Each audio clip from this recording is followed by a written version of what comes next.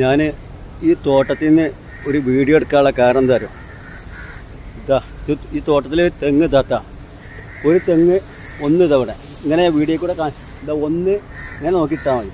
1 2 1 2 3 4 അവിടെ 4 ഇവിടെ ഇതാ 5 ഇതാ 5 6 ഇവിടെ 6 തെങ്ങുണ്ട്. പിന്നെ ഇവരെ തന്നെ അപ്പുറത്തൊരു 3-4 തെങ്ങ് വേറെ ഉണ്ട്.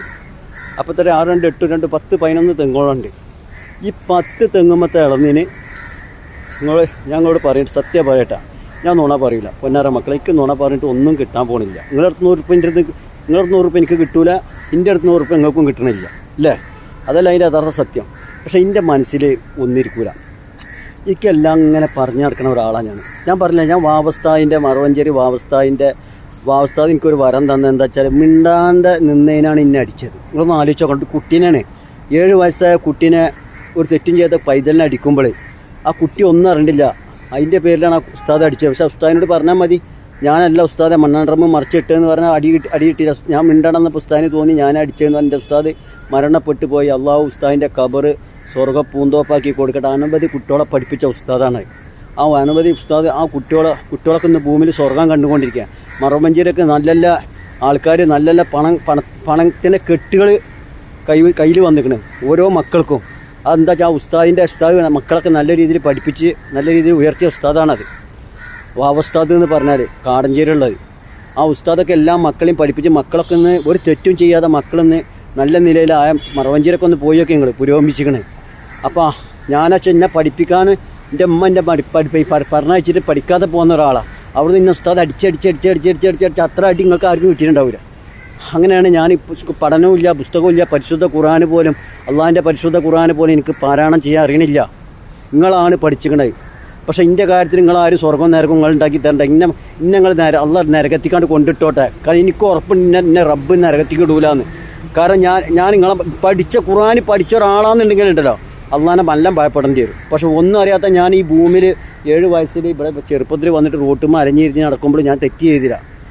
അപ്പോഴും എൻ്റെ അമ്മ പറഞ്ഞു, ഉമ്മയുടെ കുട്ടി തെറ്റ് ചെയ്യരുത്, ഉമ്മയുടെ പൈതല് ഉപ്പാൻ്റെ കൈ പിടിച്ച് പോവുകയാണ്, അതുകൊണ്ട് ഉമ്മയുടെ കുട്ടി ഒരിക്കലും തെറ്റ് ചെയ്യരുത് ഇട്ടാന്ന് പറഞ്ഞിട്ടാണ് എൻ്റെ ഉമ്മ എന്നെ പറഞ്ഞു വിട്ടിക്കണത്.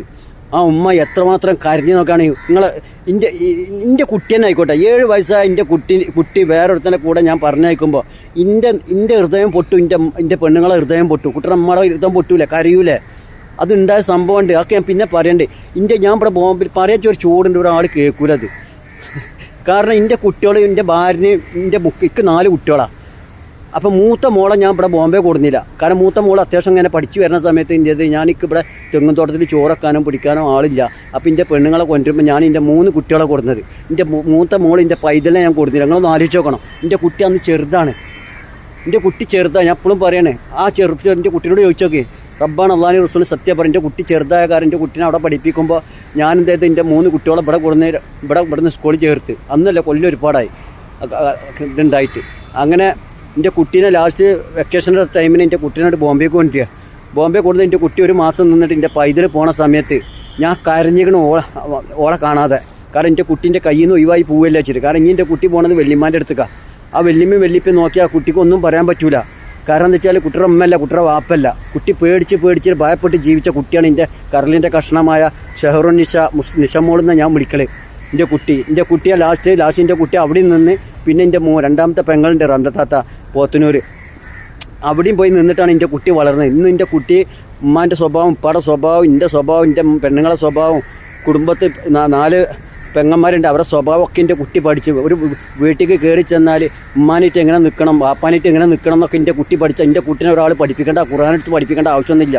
എൻ്റെ പൈത മക്കളെ ഏത് അമ്മായിമനായിട്ട് എങ്ങനെ നിൽക്കണം, അമ്മോസനായിട്ട് എങ്ങനെ നിൽക്കണം, പിന്നെ മറ്റുള്ളവരുടെ വീട്ടിലായിട്ട് എങ്ങനെ നിൽക്കണം എന്ന് എൻ്റെ കുട്ടി എല്ലാം പഠിച്ചാണ് എൻ്റെ കുട്ടി. അങ്ങനെ പഠിച്ചു വളർന്ന കുട്ടിയാണ് എൻ്റെ കുട്ടി. അപ്പോൾ അതിൻ്റെ പേരിൽ ഇനിയുള്ള മക്കളും അങ്ങനെ പഠിക്കുമെന്ന് ഞാൻ 100% ഉറപ്പിക്കണേ. കാരണം എൻ്റെ കുടുംബത്തിൽ എൻ്റെ മക്കളെ ആരും പഠിപ്പിക്കണ്ട.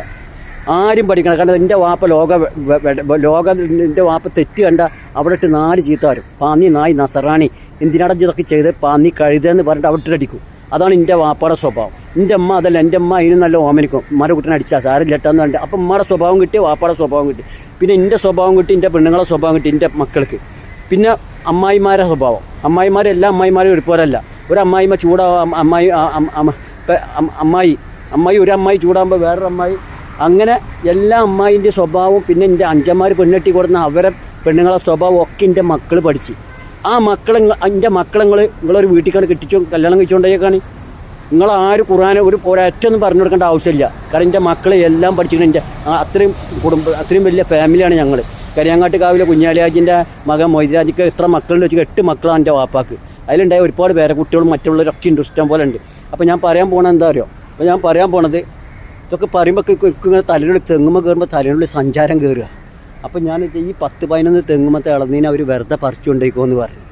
അത് എന്നും എല്ലാ പ്രാവശ്യം ഇതിമ ഏകദേശം 15,000 രൂപ 20,000 രൂപ മുതലുണ്ട്. 2-3 മണിക്കൂർ പണിയെടുത്ത 20,000 രൂപ എനിക്ക് കിട്ടുന്നത്. അത് ഞാൻ ചോര നീരായിട്ട് അധ്വാനിക്കുന്ന പൈസയാണ്.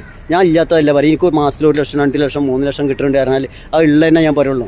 ഇങ്ങനെ റബ്ബിൻ്റെ മരണശേഷം എൻ്റെ മയ്യത്തുണ്ടല്ലോ, അള്ളാഹു സുബ്ഹാനഹു തആല കത്തി തീയിലിട്ടിട്ട് ഇങ്ങനെ ഇട്ടിട്ട് വെളിച്ചെണ്ണയിലിട്ട് പൊരിച്ചോട്ടെ വേണമെങ്കിൽ. ഞാൻ ഇല്ലാത്തതെന്ന് ഞാൻ പറഞ്ഞത് നല്ല ചോര നീരായിട്ട് അധ്വാനിക്കുമ്പോൾ അള്ളാഹു എനിക്ക് തരണുണ്ട്. അതിൻ്റെ ആ 3 ലക്ഷം എൻ്റെ കയ്യിൽ ഒരു ഉറുപ്പ്യ ഇരിക്കൂല. എൻ്റെ കൈ ഓട്ടക്കയ്യാണ്.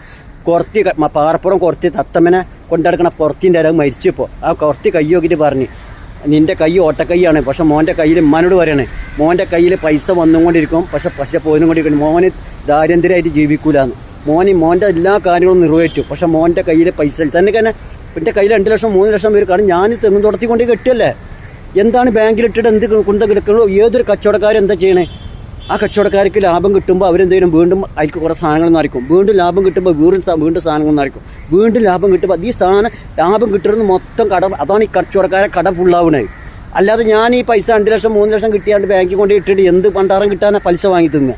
അപ്പോൾ എൻ്റെ സമ്പാദ്യം എൻ്റെ അധ്വാനക്ക് തെങ്ങും തുടത്തിലാണ്. ഇവിടെ ഉള്ള ഒറ്റം പോലെ തെങ്ങുണ്ട്. നിങ്ങൾ സബ്സ്ക്രൈബ് ചെയ്ത് നിങ്ങൾക്ക് കാണാൻ എൻ്റെ ഏതൊക്കെ ഭാഗത്ത് തെങ്ങ്. ഞാൻ എല്ലായിടത്തും പണത്തിനൊക്കെ ഇട്ടുകൊണ്ട് എറിഞ്ഞിക്കുക. പക്ഷേ എനിക്ക് ആവശ്യം വരുമോ? 50,000 ആവശ്യമുണ്ടോ? 1 ലക്ഷം ആവശ്യമുണ്ടോ? 5 ദിവസം പണിയെടുത്താൽ എനിക്ക് 1 ലക്ഷം റുപ്യയായി. അപ്പോൾ ഞാൻ മറ്റുള്ളവർക്ക് കൊടുക്കുകയാണ്. അത് വീണ്ടും കഴിഞ്ഞിട്ട് വീണ്ടും പൈസ കിട്ടുമ്പോൾ അപ്പോൾ എൻ്റെ ഒരു ദിവസം 10-12,000 രൂപ കച്ചവടം നടക്കുന്നുണ്ട് എൻ്റെ കടയിൽ. അത് കൂടാതെ ഞാൻ ഈ ഇളനീര് ചെത്തിയിട്ട് മലയാള കൈമ്പുള്ള ചെത്തി കൊടുത്തിട്ട് കല്യാണത്തിനും മറ്റുള്ള ഓർഡർ കൊടുക്കുമ്പോഴത്തേനും അതിൻ്റെ 15,000-20,000 രൂപ മാസം അതുണ്ട്. ദിവസം 4,000 രൂപ. ഇപ്പോൾ ഇന്ന് 100 കൊണ്ടുകൊടുത്ത് 4,000 രൂപയായി. ഇന്നലെ കൊണ്ടുകൊടുത്ത് വേറെ സ്ഥലത്തേക്ക്. അപ്പോൾ ഈ പൈസ അപ്പോൾ തന്നെ മാസം 2-3 ലക്ഷം രൂപ വരുമ്പോൾ എന്താണ് ആ പൈസ ഒക്കെ ഞാൻ എന്താണ് തോട്ടത്തേക്ക് മറിക്കണത്. എൻ്റെ കയ്യും കാലും മുറിഞ്ഞാണ്ടല്ലോ.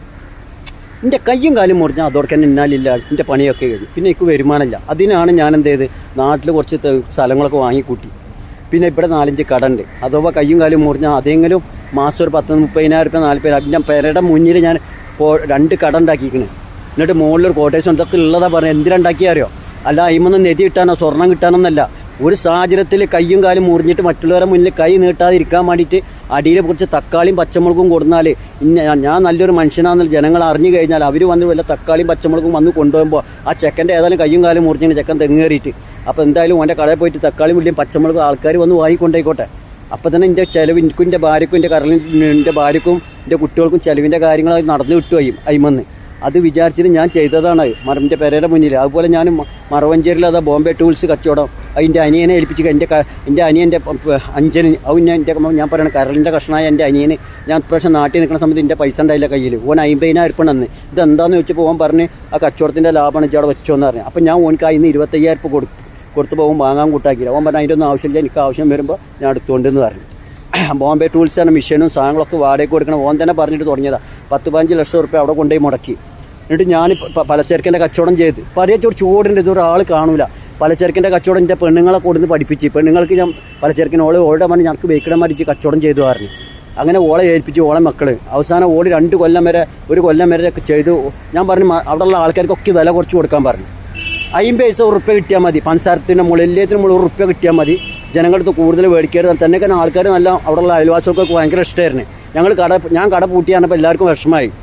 കാരണം ജനങ്ങൾക്ക് അങ്ങനെ പിഞ്ഞ് മേടിക്കേണ്ട 1 റുപ്യ 50 തക്കാളി അവിടെ പച്ചമുളകായാലും 2 റുപ്യ ലാഭം വെച്ച് കൊടുത്താൽ മതിയാണ് എൻ്റെ പെണ്ണുങ്ങൾ അങ്ങനെ ചെയ്ത്. എൻ്റെ പെണ്ണുങ്ങൾക്ക് ലാസ്റ്റ് കൊണ്ടടക്കാൻ വയ്യാതായി. പക്ഷെ ഓൾ പഠിച്ച്. കാരണം ഓരോ മനുഷ്യൻ്റെ കഷ്ടപ്പാട് എന്താണെന്ന് ഓൾ പഠിച്ച്. കാരണം ഓൾ തക്കാളി അരിയുമ്പോഴത്തേന് ബെല്ലടിക്കും. മീൻ നന്നാക്കുമ്പോൾ മീൻ നന്നാക്കി വരുമ്പോൾ ആൾക്കാർ ബെല്ലടിച്ചിട്ടുണ്ടാവും. അങ്ങനെ ഓൾ ഇടങ്ങറായിട്ട് എന്നോട് പറഞ്ഞ് എന്നെക്കൊണ്ട് വയ്യാട്ടാറ്. അപ്പം ഞാൻ പറഞ്ഞു വേറെ ആൾക്ക് നടത്താൻ കൊടുത്ത് അത് വേറെ ആൾ നടത്തിയിട്ട് ഇപ്പോൾ അവസാനം അയാൾക്ക് എന്തോ സുഖമില്ലാതായി ഇപ്പോൾ ആ കട പൂട്ടിക്കെടുക്കുകയാണ്. പലചരക്കിൻ്റെ കട അതൊക്കെ എടുത്ത് ഞാനിപ്പോൾ അതിനായിട്ട് തുറന്നിരുന്നൊന്നല്ല. ഞാനത് ഉണ്ടാക്കിയിട്ട് എന്താ പറയുക, കയ്യിനും കാലിനും ആവതുള്ളപ്പോൾ നമ്മളെല്ലാം ചെയ്യുക. നാട്ടിൽ കുറേ സ്ഥലം വാങ്ങിയിടുക.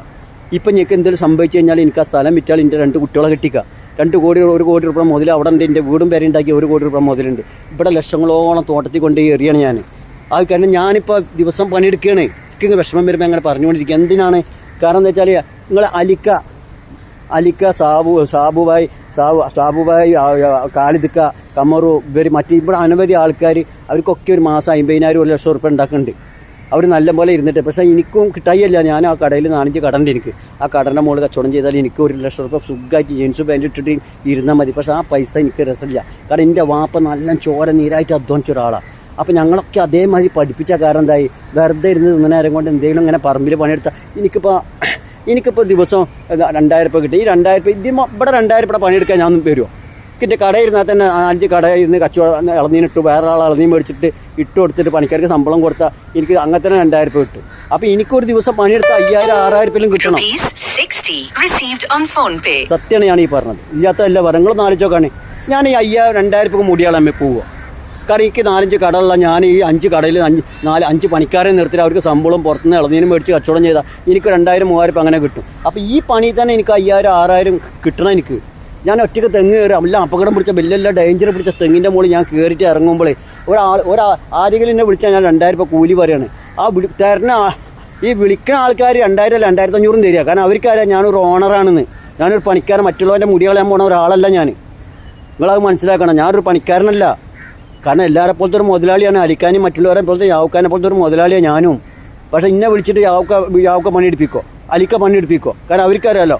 അവർ 2,000 ഉണ്ടാക്കുമ്പോൾ ഞാൻ 4,000 ഉണ്ടാക്കുക. അവർ 5,000 ഉണ്ടാക്കുമ്പോൾ ഞാൻ 10,000 ഉണ്ടാക്കുക. ചോദിച്ചാൽ ഇന്നെ വിളിച്ചിട്ട് അവരിങ്ങനെ എന്നെ കൊണ്ട് പണിയെടുപ്പിക്കുക.